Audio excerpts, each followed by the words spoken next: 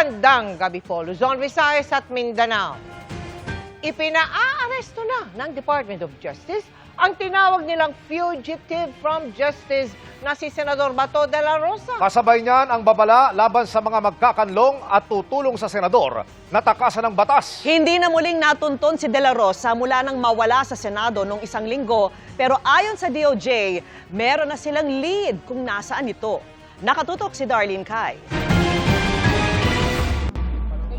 Matapos ibasura ng Korte Suprema ang hiling ni Senator Bato de la Rosa na pigilin ang pag-aresto sa kanya, ito ang direktiba ngayon sa mga alagad ng batas. I would like to confirm, one, the Philippine law enforcement agencies, which would include the PNP, the National Bureau of Investigation, are now tasked to effect the arrest of Senator Bato de la Rosa.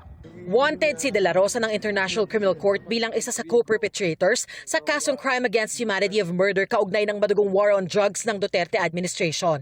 Isang arrest warrant mula sa ICC ang hawak ng mga ahente ng National Bureau of Investigation nang tinangka nilang arestuhin si Senator De La Rosa sa Senado noong isang linggo. Naglaho siyang parang bula noong Huwebes matapos ang kaguluhan sa Senado.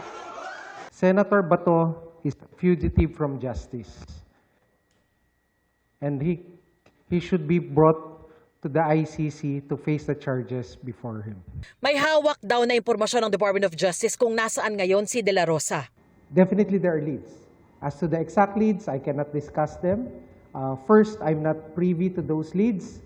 They are available to our law enforcement agencies and to their units, and let them do their work. Hopefully, we do it as fast as we can. Hinihinga namin ang pahayag ng mga abogado ni Senador De La Rosa pero nauna na nilang sinabing iaapilan nila ang desisyon ng Korte Suprema na tinanggihan ang hinihingi nilang TRO.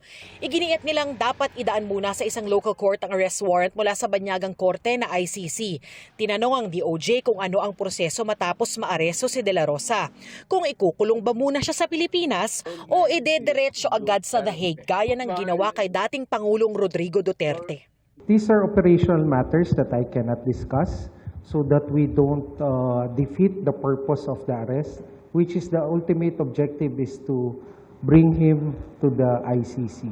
Ngayong itinuturing ng pugante si Senator Bato de la Rosa ay nagbabala ang Justice Department sa mga tutulong na makatakas o makapagtago siya. Nangihingi rin sila ng kooperasyon sa mga may impormasyon kung nasaan ngayon si De La Rosa.